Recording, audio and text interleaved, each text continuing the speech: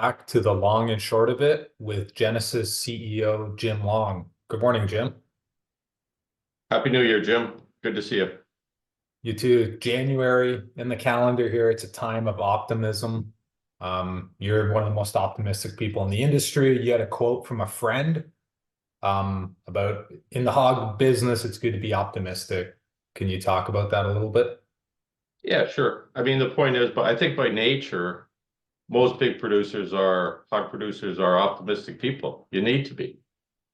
We're builders. Builders are optimistic people. We're people, you breed a pig, you hope it gets conceived, you hope the pigs grow, you hope they live, you hope you get a good price for them. By nature, it takes optimism to be in this business. And it's only optimistic people that are left because the pessimists are gone. So for an optimistic viewpoint, what is it going to look like in the future? Well, optimism could mean different things. If you mean optimistic that there's going to be less pigs because of liquidation, the price will get better, I guess that's optimism. I don't know if it's optimistic to think the only way we can grow our business is the herd has to shrink and have less supply because our demand is so weak. When you got beef 3 times the price of pork, you can't really say consumers are really screaming to buy pork. I mean, there's people that say, we're producing, lean, affordable pork. The model isn't working. Producers are losing money. Producers are losing $40 per head. What are we going to do to change how we do things, okay, as an industry? And I think that the thing we have to address is demand. The number one driver in any study is taste. And we've driven the taste out of pork.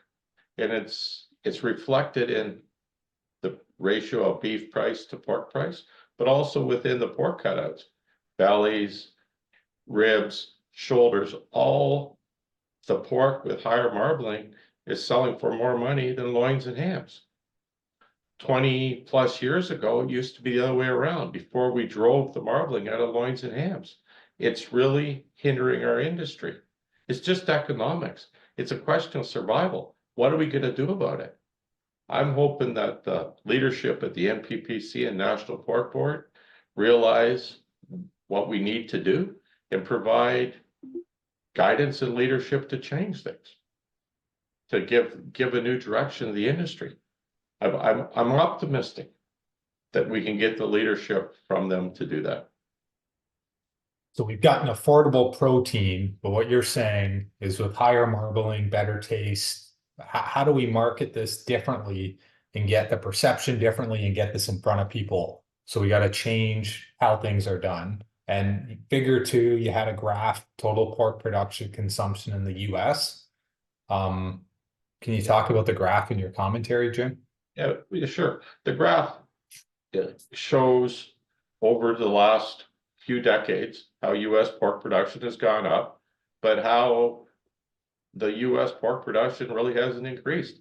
And it hasn't increased in tonnage very significantly, considering, I believe, from 1987, when the other white meat program started, till now, we increased the US population 90 million people. We've lost market share. US consumer is eating more meat and chicken now than they ever have in history. Significantly more than in 1987. We have lost market share, which is a reflection of demand. Because we had the pork, the only way we could get rid of it is dump it off into the world markets. Our business model has been, okay, we got the cheapest pork in the world. Okay, I'm not sure that's really a great strategy. And it's reflected in the lack of profitability or the massive losses we're seeing now in our industry.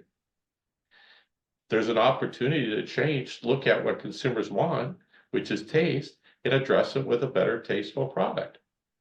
Too many producers I talk to won't even eat their own pork, but they expect other people to eat it, consumers to buy it.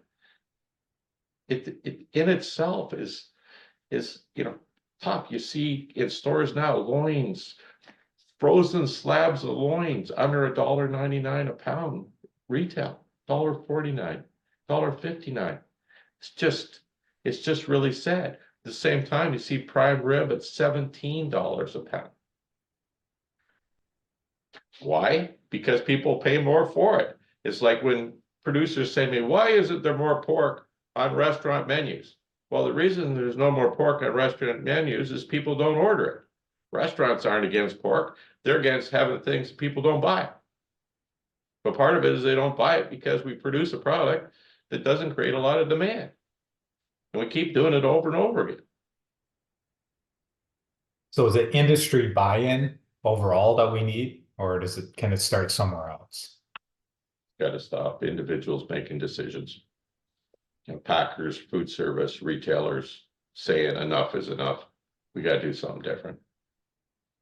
So the Iowa Pork Congress is a couple weeks out. Should be a good event. What are you expecting, Jim? I imagine it'll be fine, but let's be honest, there's not a great level of optimism in this industry right today. So there'll be a decent turnout. You know, depend a bit on the weather, but I expect a good turnout. It's the major winter activity in the swine industry, and it'll be good to be there. I'm planning on being there, so I hope I can see some people.